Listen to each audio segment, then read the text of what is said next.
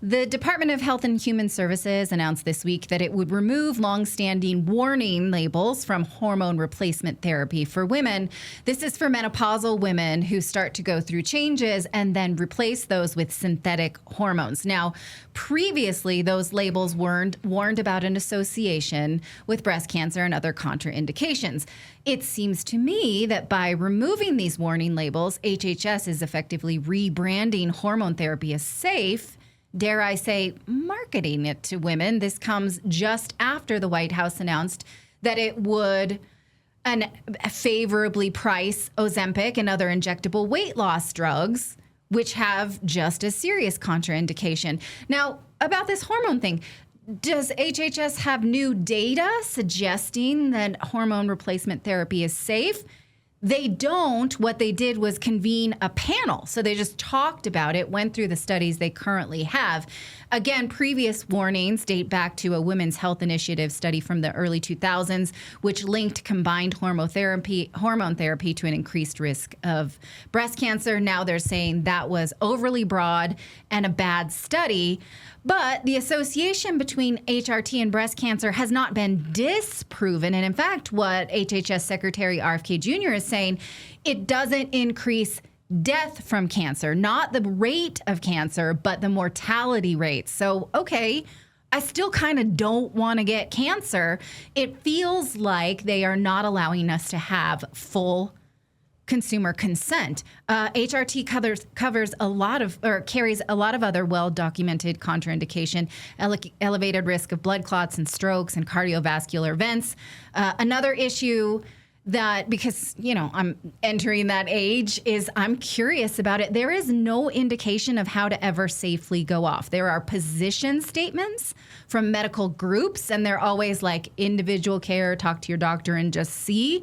But they're, you know, use the lowest dose for the shortest amount of time. But there's no real data of like when you should know that it might be a risk.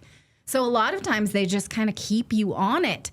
This is a very profitable change for Pfizer, Novo Nordisk, again, both also makers of the injectable drug. So it's worth asking, why are they getting all these favorable deals from the White House?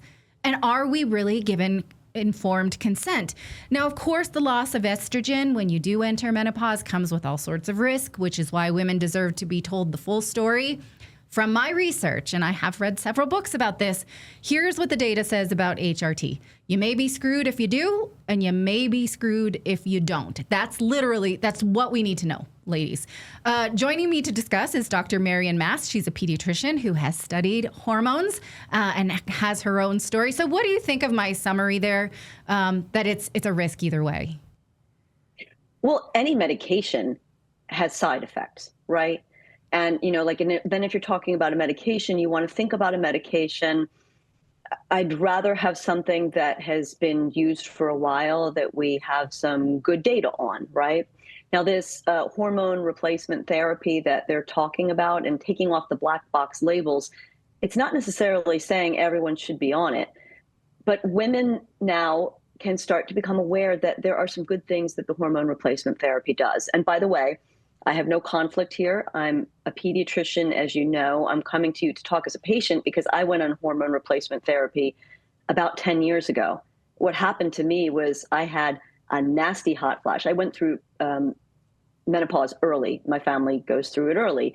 I had a hot flash that caused me to pass out, faint, hit my head against a doorstop. I ended up with 4 staples in the head. When I tried to push up, I fell forward onto my hand, raking my forehead across my fingernails.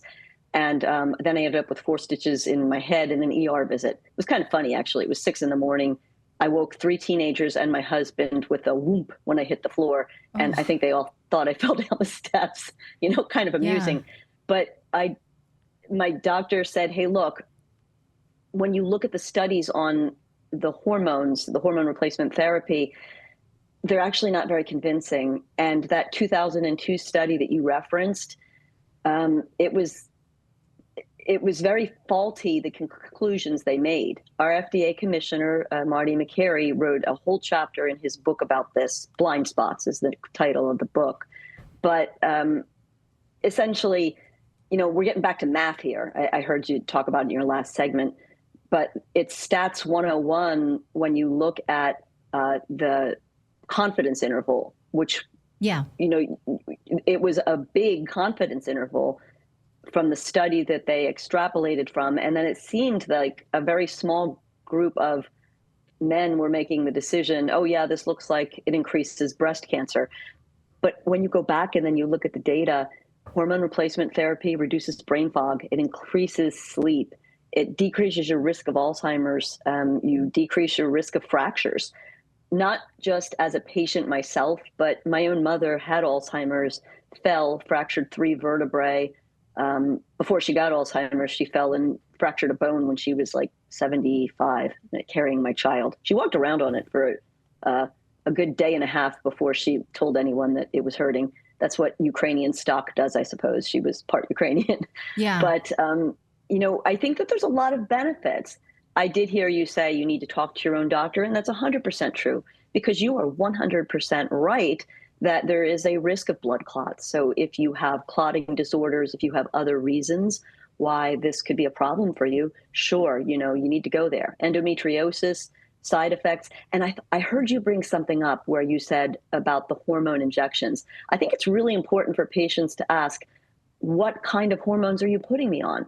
Because if you're putting someone on the pelleted injections that they're doing, that's very expensive. If you're talking about oral hormone replacement, this isn't going to be making lots of money for anyone, especially if you, sidestep those middlemen, pharmacy benefit managers that make the drugs very expensive that I like to write about myself. So Yeah. I think we have to have the nuanced discussion. I'm really glad they brought it up. I mean, you think about all those women that lost the opportunity.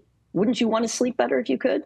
Wouldn't you want to avoid Alzheimer's? So what if those who were once called conspiracy theorists turned out to be right once again? A new study by the Korean doctors claimed that COVID vaccines raised the risk of 6 cancers, including lung, breast, and prostate.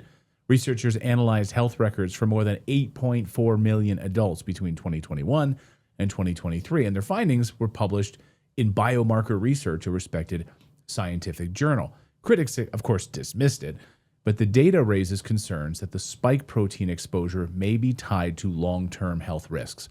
Friend of the show, Dr. Peter McCullough, has been aware of this since 2020, which is why he collaborated with the wellness company to create the Ultimate Spike Detox. Yes, designed to help your body clear out those spike proteins, reduce inflammation, and support heart health with natural ingredients like nattokinase, dandelion root, and bromelain. And it's your daily proactive defense from a man-made virus. So don't wait until symptoms strike or something unexpected happens. Experience the only formula approved and used by Dr. Peter McCullough, one of the top doctors who risked it all.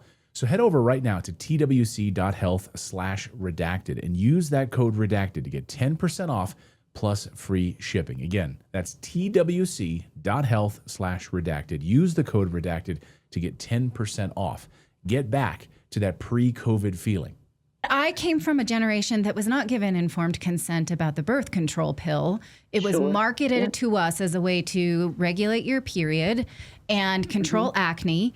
And we were not informed about the higher risk of stroke and, the litany of things, right? And so I am concerned whenever women are told that this is a good thing. And again, and a lot of my research, I read The New Menopause by Mary Haver, she's sort of a popular Instagrammer about menopause.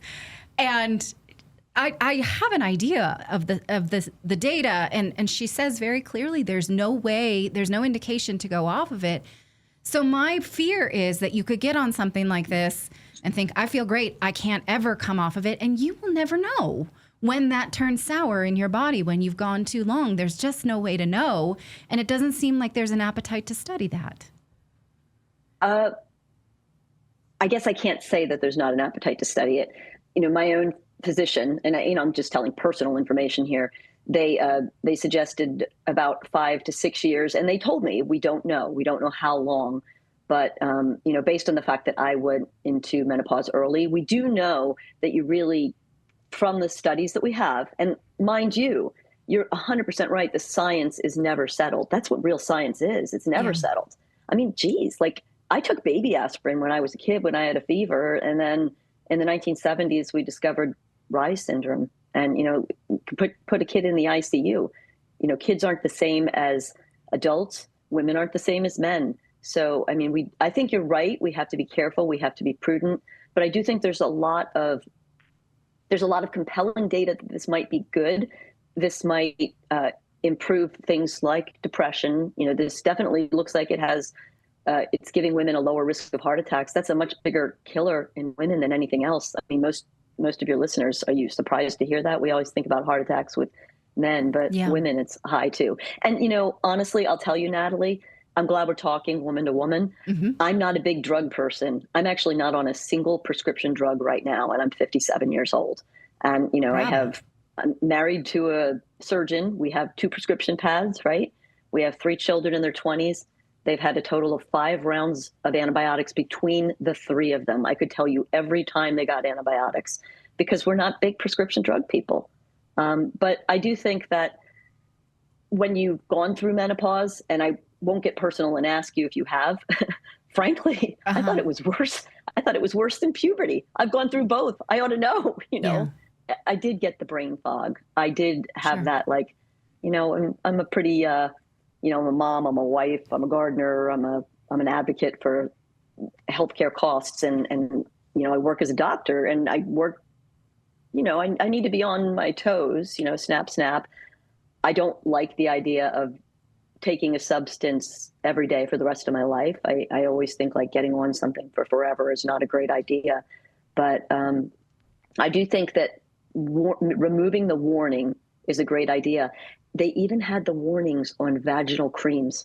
Yeah. Did you know that? Yes. Crazy. Yeah. Yeah. There was absolutely no reason to have that.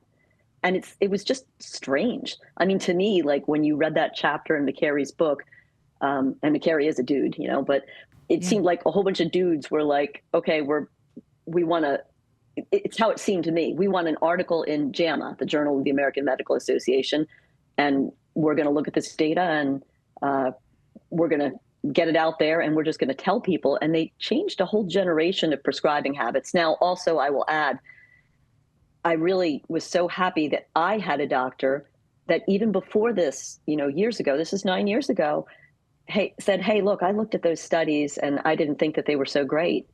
We need more doctors like that, right? Yes. Where people are questioning the science. Yeah. Because I think one of the shocking things here is that very few people squawked. There was one guy actually who did squawk, and he was removed from that. He had a chairmanship at that Women Health initiative, and he had his chairmanship removed because he squawked. He was against the orthodoxy. What a terrible way to run science. Who the heck are these people anyway? Yeah. I guess, I don't want to see the conversation about the risks pushed down, because now the Trump administration is saying, we know that this is safe, because like you've pointed out, there are definitely risks, and we don't know how long women can get off on these and stay on them safely. And so that's my concern, is that it's like, well, everyone thinks it's safe now. And that's definitely not a direction to go in, because, women of a certain age need to be given informed consent. I did see this week that there was a journal in JAMA about women who used hypnosis, had better symptoms. So there is, surprisingly, an appetite to study alternatives. So at least I'm glad to see that hasn't died down, because there's a profitable way to go straight into the pharmaceuticals. Fair, very fair. Yeah. Great conversation.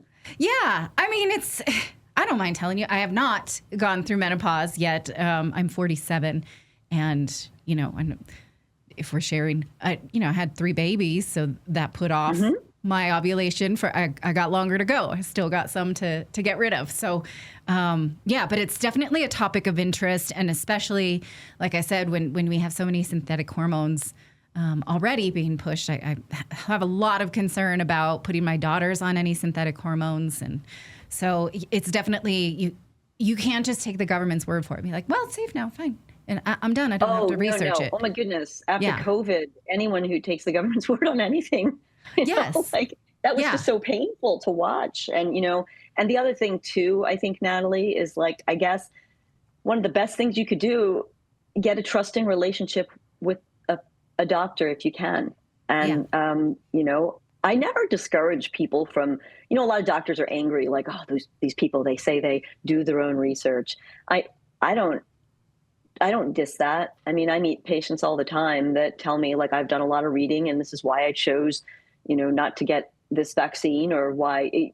I'm actually really grateful when I have a patient that comes in that is relieved when I don't have to give them the antibiotic, when they're not just seeking the drug. The drug is the quick, easy answer. But I think what this does is this gives us an opportunity to perhaps look at some good science. And, another thing that's really interesting about this, and McCary brought it up in his book, the way that we learn in medicine, it pretty much happens through an organization called the AAMC, the American Accreditation Medical Council, or something like that. I'm going to forget the letters. But, essentially the organization, the CME, they have to accredit the CME, like the continuing medical education that we take. And the CME, a lot of it comes from, the American Academy of Pediatrics. It's, approved. The American Board of Pediatrics makes us do various things. I'm a pediatrician. I don't swallow everything those people give me. Clearly, like you can take a look. They're pushing some hormone blockers that I don't think are necessarily the greatest idea. And we have no studies on that. How terrible is that? Yeah. Right. Yeah. I mean, I could talk about hormones all day, every day. I'm just a mom who reads a lot about, what they're trying to push on my kids. So maybe another time. Thank you so much for coming on Redacted. It really was a pleasure to talk to you about this. Girl talk. I would come on anytime to Thank Girl you. Talk. I love it. Take care.